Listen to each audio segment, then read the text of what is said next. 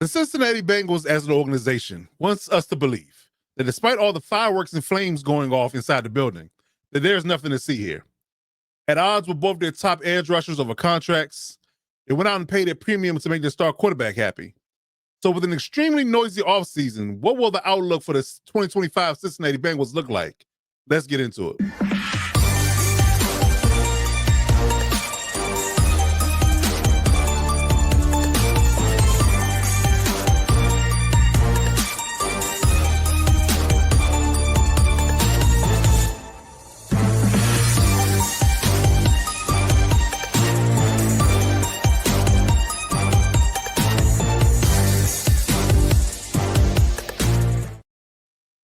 The Cincinnati Bengals are stuck in the Stone Age. I'm talking Fred Flintstone and Barney Rubble style Stone Age. I mean, it's really that bad. They're stuck in the days where they feel like they can dictate terms, give bad contracts, and pull off tactics that only benefit them and not the players at all. But that is not how today's NFL runs. And in words of Lee Corso, not so fast, my friend.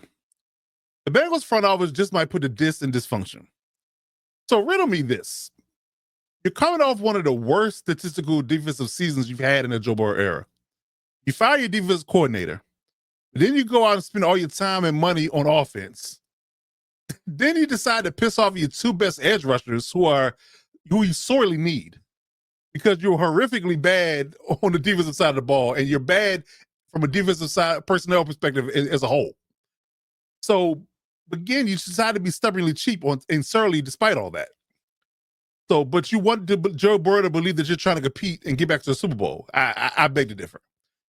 But again, did I read the scorecard correctly? I think I did. I think that's where we're at with the Cincinnati Bengals. And I don't want to get into a browbeating competition about the front office because I probably could do a whole video on that. But I do want to cover what they did in the offseason and how the picture is going to be looking, and how it's going to be painted for the 2025 season. But to me right now, it's very awkward and off-putting. Just what they're doing this entirety is very bad. And it's only getting worse at the whole moment. They haven't resolved anything that they really need to resolve. It really is a mass ball of confusion when it comes down to what they're doing in Cincinnati. I just can't understand it. And again, most people in the NFL that have, questions about quarterback would kill for the opportunity to have Joe Burrow locked in for a long-term contract and be able to build around him and try to put this team in a position to win a Super Bowl, right? But the Bengals are not doing that. They're doing everything but that. So let's talk about what the Cincinnati Bengals look like in offseason, what they've done and what they haven't done and things of that nature. And we'll try to break this down in short order here. So to start off, Joe Burrow and offense had to win shootouts in 2024. I mean, you had literally to try to win one football game. You literally had to put up 30, 35, 40, sometimes 45 points. It was bad. It was bad. You definitely needed to do something different on defense. You needed to invest more so in personnel. They went out and got a new defense coordinator who we'll talk about. The free agency period should have been a focus where you should have been grabbing defensive personnel and getting that room better in all facets, but they did everything but that. Completely wrong on all facets. So let's talk about exactly what they did and didn't do. We'll start with the free agency aspect of this nightmare. In all honesty, they went bargain basement shopping from my perspective, and they didn't do much of it. They signed C.J. Slayton, journeyman. I won't call him a journeyman, but he was a role player for the Packers for a few years. Over there, gave him a 2-year, $15 million deal. Went out, got a serviceable but yet journeyman style linebacker in Owen Burke. And their linebacker core in their room needed a definite upgrade, but they did address that. So I'll get to that later. Re-signed B.J. Hill, who's a holdover from their defense of the last 3 or 4 years. He's been a mainstay. They gave him 3 years, $33 million deal on that. Then here comes the offense. They re-signed Mike Gesicki, which I agree with. 3 years, $25 million. You want to give Joe Burrow a consistent, solid tight end weapon. I did agree with that. Re-signed their guy they drafted in Joseph Osai to a 1 year, $7 million deal. Re-signed Samaje Perine. Re-signed Cody Ford. Extended Jamar Chase. Obviously gave him his big dollar deal, 4 years, $161. And they extended T. Higgins as well, giving him a 4-year, $160 million deal. But then they turn around and release their guard, Alex Kapka, which, again, you had problems and issues with protecting Joe Burrow in its own right for large spaces of this particular regime in and you release one of your better interior linemen. So now you got issues in the interior line. And I will argue that I would have taken Alex Cabo over Cody Ford, but we'll see how things go. But that's what they did. So again, they didn't go big game hunting. They didn't spend any real capital on getting any big time names. And there were some names out there that they could have been had to better this defense. Your defensive personnel is completely in solely lacking. I really think that they're spending 2 times the amount of money that they're spending on offense than they are defense right now. I will even get the numbers for you, but the offensive numbers they're spending and what they're spending on defense is 2 drastically different things, and it's not even funny. If I'm the quarterback of this team and Joe Burrow or somebody that's looking to feel like where the direction this team is headed is bad. They're spending $173 million on offense and $99 million on defense, $70 million on special teams, and they still got $30 million in cap space. That's what baffled me. You have $30 million in cap space still, and you didn't go big game hunting at all. You signed interior lineman TJ Slayton, where you got Chris Jenkins and BJ Hill already. So you got a rotation of 3 guys. You pissed off Trey Henderson, so he's not in the building yet. You're not sure what he's going to do. He offered to sit out if you don't get a new contract. Then you draft Shamar Stewart and in the first round, and you try to play funny man games with his contract. We covered that in its large entirety on the offset offseason blitz. So check that out if you haven't. We did break that down in large space, so I don't want to rehash it here. But we definitely covered that aspect of it and how bad it is and what they're trying to do with this contract. It's really ugly situation. It really is. It really is an ugly situation. But the premise and the point I'm trying to drive home here is the fact that they did not address the side of the ball that they really desperately needed to in free agency at all. I mean, again, Owen Burke and C.J. Slayton is not moving the needle for me. They're not. I understand Joseph Ossai's been solid for you, but he's been a role player. He hasn't been your top edge rusher. He hasn't been on the field to be a top edge rusher since he's been there. And he's been there, 4 years. So yet again, all the big time names out there, you didn't invest or spend any money on any of them. All we were worried about is making the offensive side of the ball look pretty. And again, do you want to rehash and want to go through the season you had last year where you have to win shootouts to win ball games? And quite frankly, and honestly, it's not going to work out for you every single week. You got 17 of these games to play. It's not going to be a situation where you can just put up 30, 40 points and expect to win every game. It's not going to work out that way. Elements, just defenses are going to get in the way of that. It's going to be a lot of drama in that. You just can't live like that. And I don't understand why they don't see the need to address the defensive side of the ball in the right, proper way.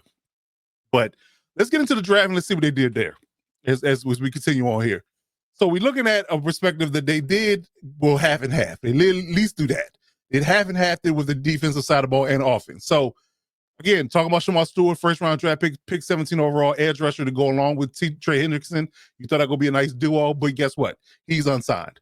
You try to play funny business with his contract and put these offset language in here to avoid his contract if he did anything that you didn't like, and he wasn't going for it, and I don't blame him at all.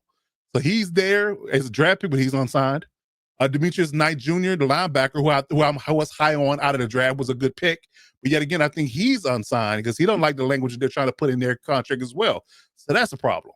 But then instead of going heavy again on defense, they went out and got a guard in Dylan Fairchild, who, most people didn't have high on their list as far as being a good interior lineman. He wasn't high on most people's draft boards. A lot of people feel like they overdrafted him in the 3rd, but that's what they got. Now, will he contribute or improve the interior line, which is a sore spot for this team at the moment? It remains to be seen. But yet again, went out and got another offensive player. The 4th round, I got Barrett Carter. Now, I do like Barrett Carter's skill set. I do like him as a good run-stopping linebacker. So he may contribute on special teams and may get some snaps off on the defensive side of the ball. Hell, they need it. They can get any help they can get on the defensive side of the ball. If he can contribute, he should be in there at some point because they need a big-time upgraded linebacker. So between him and Demetrius Knight, they should be the future linebacker for this team, but we'll see. Then again, went back offense. Jalen Rivers, another journeyman, much like Dylan Fairchild, a bit of an overdraft. He wasn't slated to go that high, but yet again, he was a project of a sorts.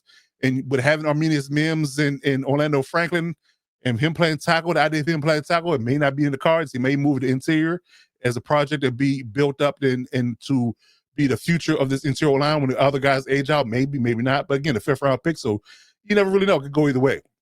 And in the 6th round pick, the last pick of the draft, they picked Taj Brooks, another running back, to add to this room. Another offensive player. So they picked 3 offensive players, then 3 defensive players, and that's pretty much what they did. Now, in honesty, out of the defensive players I agree with, the offensive players I don't. I think they should have went all defense. Should have doing all defense. And another area that they're really weak at is safety and or corner, and they didn't address that at all in free agency or the draft. So again, Cincinnati, what are we doing here? What are we doing here? You didn't vastly improve a personnel group that really need improvement. Like, you need to spend heavy capital on that room and getting that better so you don't have to win shootouts. And they did not do it. I would argue that they're not much better in 2025 right now than they were in 2024. And they're likely going to be the same cycle of things going on between Joe Burrow and the offense and the defense this year, despite them having a new defensive coordinator. I don't care if they bring Dick LeBeau in here. You could bring Bill Belichick in here. I mean, we can go down the list of top, all-time great defensive coordinators in this regime, or just the NFL in its entirety, and they cannot fix what's going on in Cincinnati. I'm sorry. It's bad. It's bad. I'm sorry, Bengals fans, but the defensive side of the ball, outside of they fixing the edge rusher position, is going to be bad in 2025. Sorry. I'm just going to be honest with you. So, speaking of that, talking about who they got as defense coordinator. They fired Lou Anarumo and got Al Golden. Al Golden is a former defense coordinator from the Notre Dame college football team, the Fighting Irish. So he comes back over to the NFL. He was a position coach before he left to go to college and came back. He's now back with the Bengals. But yet again, as smart and savvy as Al Golden is, he can't fix bad personnel. I'm sorry, nobody can. Not in this league, not in this day and age. It's not going to be good for Al Golden's first year. Now, if he can go in and try to raise, Kane about what his personnel grouping looks like in the next offseason, but for right now, how things are shaking, he's going to be battling uphill. It's an uphill battle for him, and it's going to have a rough go at it. He really is. He really is. So I'm going to pray for Al Golden's strength, because as a former defense coordinator myself, I know what it's like to not have good personnel, and you just can't do certain things because your personnel group doesn't fit what you want to do at all. In any facet, not just some things, but all things. And that's what they're looking at. Again, they got two good edge rushers, but guess what? They're not in camp because they're holding out and they don't have good contracts. Interior D-line is a work in progress. The linebacker core is being revamped. They're brand new in a lot of cases. The cornerback and safety room is porous. Good luck, Al. Good luck, Al. So let's talk about the schedule. The schedule is interesting. I mean, I would argue that they have a lighter schedule than a lot of teams that we've covered up to this point. They got some tough games on here, but again, there's some games they should win. But yet again, it's all going to be contingent on the defense. Like, I'm looking at the first two games of this, even maybe the first three, and they're very winnable games. They got Cleveland first, and they got Jacksonville second, and they got Minnesota third. And I would argue that Minnesota, even that Minnesota is a winnable game, but because we don't know what J.J. McCarthy is going to be yet. But yet again, what's the defense going to look like? If Jacksonville and Cleveland in the first 2 weeks are able to put up points on this particular regime of the Bengals, it's going to be a long year. It's going to be a long year. I'm sorry. And then they got to face Denver in week 4, then Detroit week 5, Green Bay week 6, Pittsburgh week 7. And even the Jets, should be vastly improved. That's not a cakewalk, but it's a winnable game. Chicago's a winnable game, but can they do it? Again, Pittsburgh again. The Patriots should be vastly improved. We'll see how that goes. That's a winnable game. Baltimore, I don't really give them a shot, based upon how they look. I don't give a shot against Buffalo either. Baltimore again either. Miami is a winnable game, but it's at Miami, so we'll see how Tua is faring at that point, but it's a winnable game. And Arizona, Cleveland, again, there's winnable games here. I would argue that half their games are winnable. And if they split in their division somehow, some way, they could definitely be a playoff team. But then again, if your defense is getting up 30 points a game, it's just not going to, it's going to fall off. Their levees are going to break, no pun intended. The floodgates are going to open. The ship is going to start leaking water, and they're going to be up against it. They'll be the same position they were last year. So we'll see how things go. But I don't have high expectations for the Bengals. I really don't. And what the front office is doing with the contract situation with their top players is even worse. So my outlook isn't great. I think their offseason grade for me is a C minus. Even despite them picking up a good edge rusher in the draft, the free agency was terrible. Didn't like it. I mean, outside of resigning your weapons on offensive side, he did do nothing defensively to support Joe Burrow. So he's looking at the same situation he was a year ago. And honestly, I think that it's probably 9-8, maybe a 7-10 team. It depends on how the defense plays. If the defense plays above board, maybe they win a few more games. But I really think in this division, how tough it's going to be and how dysfunctional it is, top to bottom, I think that, it's going to be, you're already looking at third place in the division, just on paper right now, in all likelihood, I think it's just between them and the Steelers who finish second and third and who plays better. And I think that Mike Tomlin's got a way more stable situation over there in Pittsburgh than they do in Cincinnati. So I think they finished third in the division, but that's just not my take on it. But we'll see how things shake out. But I just think there's a really dysfunctional environment that they're building in Cincinnati. And if I'm Joe Burrow, I'm going to have a fit if I get hurt and or we don't achieve anything in the next couple of years. That's just my take. So let me know in the comments how you feel about this, Bengals fans. I know that we have battles on Twitter a lot in regards to how I feel about the Bengals, but I'm just a realist, man. And if you don't have orange colored glasses on, you see the truth about what's going on. You understand what I'm saying. So if you're looking at that for us on the socials, the gang is all here. If you're looking for a Chargers, Chiefs, or Commanders Insider News, hit the boys up on socials. And, if they got any questions on that, hit up the Lockdown Defense Sports Network in its entirety.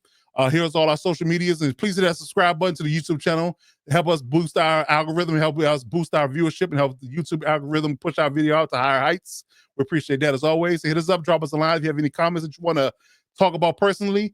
And or you have any more questions about NFL news, man. We're here daily, dropping NFL content each and every day at 3 p.m. Eastern Standard Time. So in the meantime, between time, I'm your boy, Coach Defense. We'll be back tomorrow with another video for the AFC North to wrap that up.